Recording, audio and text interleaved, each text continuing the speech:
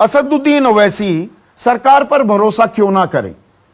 जो सरकार कह रही है, अगर प्रधानमंत्री कहते हैं आंख में आंख डालकर हम बात करते हैं, हमने खदेड़ दिया लोगों को जो हमारी जमीन पर कब्जा करना चाह रहे थे, शहादत दी है लोगों ने, तो ये बात हम फेस वैल्यू पर क्यों नहीं लेते?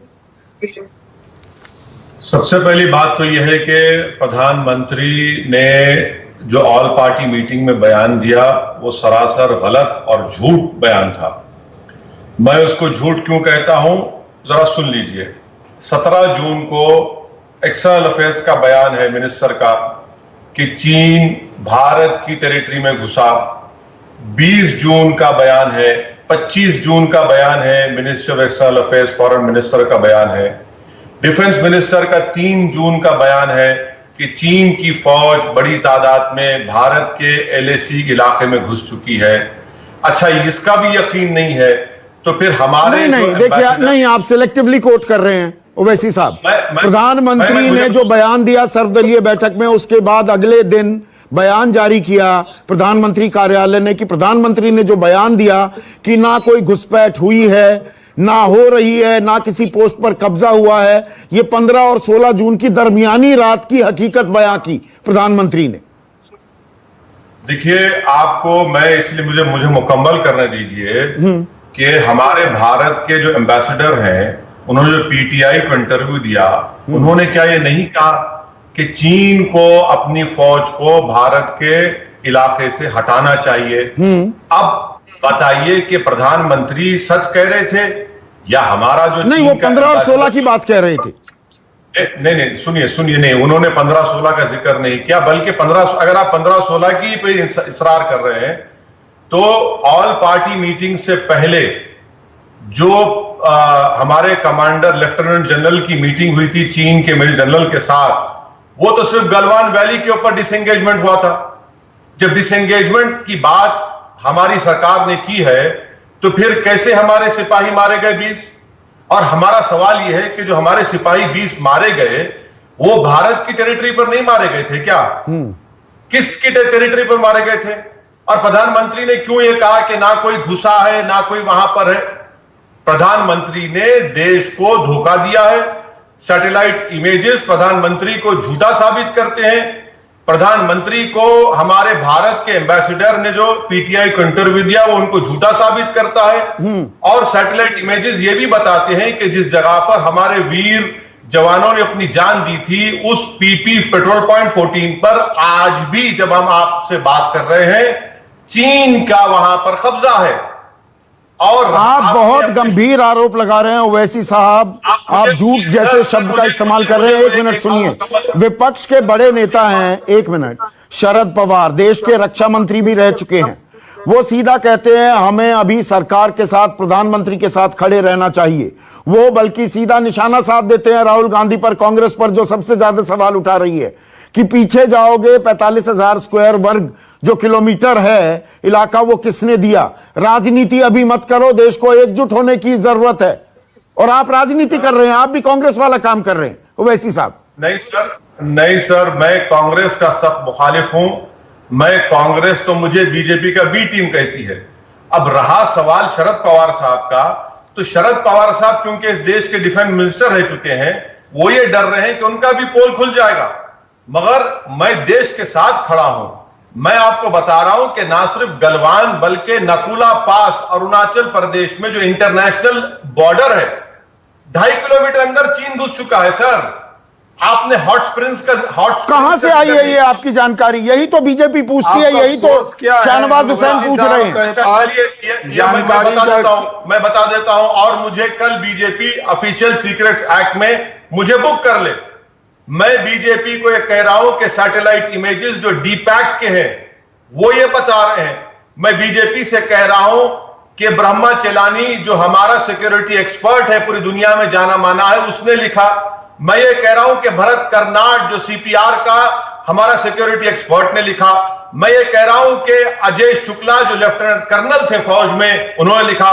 मैंने कहा हूं कि सुशांत सिंह जो लेफ्टिनेंट था हमारी फौज में, जो इंडियन एक्सप्रेस में लिखता है, उसने कहा। मैं ये कह रहा हूं कि मनु पबू जो इकोनॉमिक टाइम्स में लिखता है, उसने लिखा। क्या ये सब झूठे हैं? आप बताइए कि चीन ने, आपने सही कहा, गलवान में इंडियन एक्सप्रेस की रिपोर्ट है कि पोंगसोंग सू सदर्न बैंक में चीन ने हेलीपैड बना लिया। आप उसको नहीं मानते। मैं चैलेंज करके पूछ रहा हूं बीजेपी के स्पोक्स पर्सन से कि क्या हम पीपी फिंगर 4 से फिंगर 8 तक पेट्रोलिंग कर सकते? क्या पीपी 4 जहां पर हमारे जवान शहीद हुए, एक एक कर ओवैसी साहब, एक एक कर सवाल। देखिए, मैंने शाहनवाज हुसैन से यह सवाल किया था कि वो बता दें कि फिंगर 4 और फिंगर 8 के दरमियान में क्या हम पेट्रोलिंग कर रहे हैं। वो जवाब नहीं दे रहे हैं। मैंने शाहनवाज हुसैन साहब से पूछा था कि जिस जगह पर हमारे 20 जवान शहीद हुए थे, क्या वहां पर चीन का अब कब्जा है या नहीं है। रहा सवाल कि भाई भारत सरकार ने कौन सी बात कही है। आज मन की बात प्रधानमंत्री करते हैं, चीन का नाम लेने से कतराते हैं। प्रधानमंत्री चीन से डरते हैं, प्रधानमंत्री पाकिस्तान से नहीं डरते हैं। प्रधानमंत्री ने उरी में जब हमला हुआ था, हमारे 16 जवान मारे गए, तो हमने सर्जिकल स्ट्राइक किया। पुलवामा हुआ तो आपने बालाकोट किया।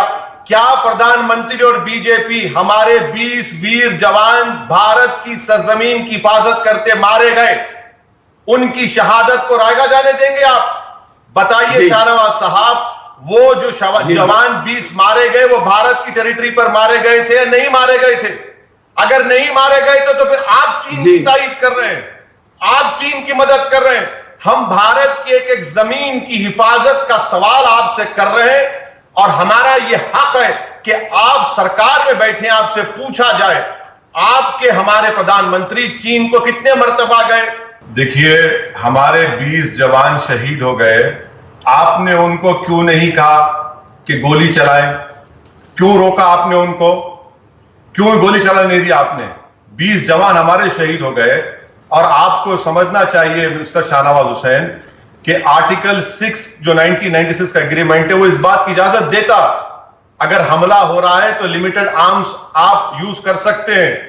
मैं फिर से आपसे कह रहा हूं कि आप ये नहीं कह पा रहे हैं कि पीपी 14 पर जहां पर हमारे जवान शहीद हुए, आज दोबारा चीन के कब्जे में है। आप इस बात को मानने को तैयार नहीं है मिस्टर शाहनवाज हुसैन कि डेप्सांग में 15 किलोमीटर अंदर चीन की फौज हमारे टेरिटरी में घुस चुकी है, और आपकी सरकार, पहली मर्तबा ऐसा हुआ है कि भारत के टेरिटरी में आप लोग एक बफर जोन बना रहे हैं। आप परसेप्शन की बात कर रहे हैं। 5 किलोमीटर नहीं, आधा किलोमीटर नहीं, वो पूरी भारत की जमीन है। क्या हम उस जगह पर पेट्रोलिंग कर सकते हैं फिंगर 4 से फिंगर 8 तक? मैं फिर से कह रहा हूं, पास अरुणाचल प्रदेश में चीन इंटरनेशनल एग्रीमेंट के बावजूद भी, बॉर्डर एग्रीमेंट के बावजूद भी 2.5 किलोमीटर अंदर घुस चुका है। शाहनवाज साहब, ये मिसइंफॉर्मेशन है, नाकामी है, और आप बुरी तरह एक्सपोज हो चुके हैं। आप नहीं बल्कि सैटेलाइट इमेजेस तो मेरे नहीं है ना, सैटेलाइट इमेजेस झूठ नहीं कह सकते। चलिए ओवैसी साहब रिस्पॉन्ड कीजिए। सवाल करना अलग बात है, सवाल मजबूत करता है लोकतंत्र को, सरकार की जिम्मेदारी तय करता है। आप दुष्प्रचार कर रहे हैं। 1 मिनट, अब ओवैसी साहब रिस्पॉन्ड करेंगे। ऐसा है ना सर, बेचारे शाहनवाज पर आपको रहम करना चाहिए, क्योंकि उनकी पार्टी में सवाल ही नहीं कर सकते। वहां पे जिल्ले इलाही का कानून चलता है कि कोई सवाल ही नहीं किया जा सकता, कोई सोच भी नहीं सकता। शाहनवाज साहब, वो आपकी पार्टी का उसूल होगा। भारत में जमहूरियत जिंदा है। अगर नरेंद्र मोदी का रवैया आप लोगों से डिक्टेटोरियल है, वो तो हमको मंजूर नहीं है। बहैसियत सिटीजन के हम पूछते रहेंगे। हम देश के वफादार हैं, नरेंद्र मोदी के वफादार नहीं है। हम देश से कभी गद्दारी नहीं करे, ना करेंगे। हां, नरेंद्र मोदी की मुखालिफत करेंगे इसलिए कि नरेंद्र मोदी सरासर नाकाम साबित हुए हैं भारत को हिफाजत करने के लिए, और चीन के मामले में एक्सपोज हो चुके हैं। सवाल करना जमहूरियत का बुनियादी उसूल है, वरना जमहूरियत नहीं रहेगी। और आप अगर ये कहेंगे कि मैं आपके साथ आकर थाली बजाऊं, ताली बजाऊं, दिया जलाऊं, नहीं हो सकेगा। नहीं, दो चीजों को जोड़ रहे हैं ओवैसी साहब। आप 2 पैरेलल एग्जांपल्स नहीं दे रहे हैं। क्या ये संवेदनशील मसला नहीं है चीन के साथ? 1 मिनट शाहनवाज भाई, व्यापारिक रिश्ते भी हैं हमारे, बहुत सारा माल, सर, हम कितना भी सड़कों पर जाकर प्रदर्शन कर लें, बहुत कुछ चीन की घुसपैठ हमारे आर्थिक जीवन में हो गई है। ये संवेदनशील मसला है, सैन्य कूटनीतिक स्तर पर बातचीत हो रही है, तो वक्त देने को तैयार क्यों नहीं है आप लोग? सर एक मिनट, मुझे शाहनवाज साहब से पूछना है, क्या हम चीन के तमाम प्रोडक्ट का बायकॉट कर दें? अगर हम, आप बोलिए खुलकर कहिए, हम बायकॉट करेंगे? अगर बायकॉट करेंगे तो बताइए 3 बिलियन का जो मेडिसिन बनते एपीआई वो चीन से आता है, आप बंद करेंगे? अगर आप बायकॉट की बात करते हैं, आपके लोग निकलकर चीन के प्रोडक्ट जलाते हैं शाहनवाज साहब, तो पीएम केयर्स फंड में, वो तो कर दीजिए। सुनिए, पीएम केयर्स फंड में Xiaomi ने 10 करोड़ रुपए दिए, चीन की कंपनी है, मेरी नहीं है। OPPO 1 करोड़ 1 करोड़ दिया पीएम केयर्स में, हुआवी 7 करोड़ दिया, OnePlus 1 करोड़ दिया, टिकटॉक 30 करोड़ रुपए, और आप कह रहे हैं कि चीन का बायकॉट करना चाहिए। शाहनवाज साहब, आपका चीन से हम 17 बिलियन डॉलर्स का एक्सपोर्ट करते हैं, इंपोर्ट हम करते हैं 65 बिलियन डॉलर्स का, बंद करिए ना। मैं आपको बताना चाह रहा हूं कि जब हमारे 20 जवान शहीद होने के बाद मोदी सरकार ने कहा कि अब हमने अपनी सेना को पूरे इख्तियारात दे दिए, इसका मतलब क्या है कि आपने इख्तियारात नहीं दिए थे सेना को, जिसकी वजह से उन 20 जवानों की मौत हुई। उन मौत की जिम्मेदार ये मोदी सरकार है। और मैं फिर से कह रहा हूं शाहनवाज साहब, आप पढ़ के नहीं आए आर्टिकल सर, हमने जो 1990, देखिए आप जो बोले थे नहीं बोला मैं, आर्टिकल 6 ऑफ 1996 का एग्रीमेंट कहता है, यही चीन और भारत का एग्रीमेंट, कि अगर हमला होगा तो लिमिटेड आर्म्स में जवाब दिया जा सकता है। मैं आपसे कह रहा हूं कि आपकी सरकार नाकाम साबित हुई है। मैं देश का वफादार था और रहूंगा। ओवैसी साहब, मैंने सवाल कुछ पूछा, आप जवाब कुछ और दे रहे हैं। मेरा सवाल ये था, आपसी राजनीतिक जंग से चीन पर हम कॉस्ट इंपोज कर पाएंगे क्या? यहां राजनीतिक तू मैं जूतम पैजार हो रहा है। जवाब हमें, सबक हमें सिखाना है चीन को, हम आपस में सबक सिखा रहे हैं। देखिए सर, यह मामला ऐसा है कि अगर इनसे सच्चाई को पूछा जाए तो बीजेपी कहती है कि झूठ पर यकीन करो और सच्चाई की तहकीक करो। हम ये नहीं चाहते। सैटेलाइट के इमेजेस ना न्यूज 24 के हैं, ना ओवैसी के, ना शाहनवाज के हैं। सैटेलाइट के इमेजेस बता रहे हैं, ये लोग यकीन नहीं करना चाह रहे और देश की जनता को झूठ कह रहे हैं। जब अगर नहीं घुसे तो फिर हमारे जवान कैसे मारे गए, और अगर घुसे तो फिर, अगर नहीं, वहां पर नहीं है तो फिर सैटेलाइट इमेजेस ये क्यों बता रहे हैं?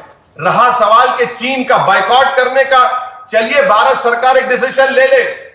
मैं आपसे कह रहा हूं कि आज पहली मर्तबा आज भारत और चीन जंग के करीब पहुंच चुके हैं। ऐसे हालात वहां पर पैदा हो चुके हैं। आप समझ नहीं रहे कि ले से 100 किलोमीटर पर पीओके में चीन के एयरफोर्स वहां पर लैंड कर चुकी है। हम ये कह रहे हैं कि सरकार को होश की आंख ले।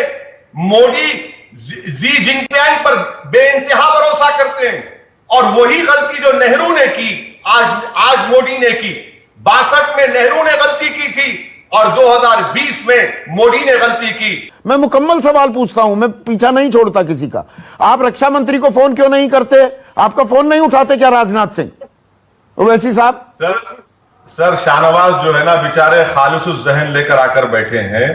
ऑल पार्टी मीटिंग में मैंने प्रधानमंत्री को लेटर लिखकर कहा कि सर, पार्लियामेंट का सेशन बुलाइए, एक व्हाइट पेपर जारी करिए जिसमें यह बताइए कि 2014 से जब से आप प्रधानमंत्री बने 2020 तक कितनी जमीन पर चीन ने कब्जा किया। मैंने कहा कि इंक्वायरी कमेटी बनाइए, जिस तरह सुबह कमेटी बनाई गई थी कारगिल के बाद, मालूम हो सके। मैंने यह पूछा कि आखिर 15 जून की रात को हमारे सिपाहियों को रात में किसने भिजाया ऑर्डर देकर, और किसने कहा कि गोली ना चलाओ। ये सब हमने पूछा है। अब इनको नहीं मालूम तो क्या करेंगे? इनको सिर्फ मोदी से इतना डर है शाहनवाज को कि वो उनको एमपी नहीं बना रहे, ना उनको मिनिस्टर नहीं, निजी टिप्पणी नहीं। अरे भाई, मेरे शाहनवाज नहीं, इनकी बड़ी इज्जत करते हैं, इनकी बड़ी इज्जत करते हैं।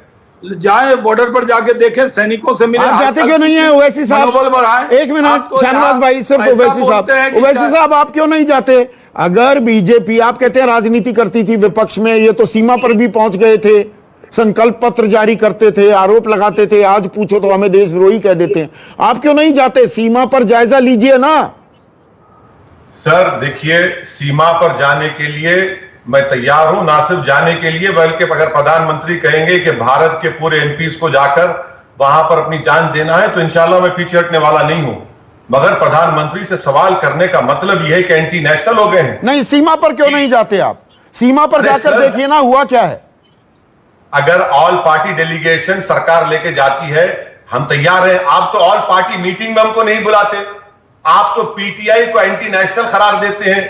सर मैं आपसे कह रहा हूं कि आज जो स्थिति है, एक्सपर्ट्स कह रहे हैं कि भारत और चीन वॉर के करीब आ चुके हैं। शाहनवाज साहब, हम आपसे रिक्वेस्ट कर रहे हैं कि हमारे पास जो वॉर रिजर्व्स हैं वो सिर्फ 12 दिन के हैं, 12 दिन के हैं। लम्हों ने खता की, सदियों ने सजा पाएंगे। होश के नाखून लीजिए। आप देश को टीआरपी की तरह चला रहे हैं, रेटरिक की तरह। और ये जो हाल हुआ है ना ईस्टर्न लद्दाख में, ये सिर्फ और सिर्फ नरेंद्र मोदी की ये पर्सनल नाकामी है।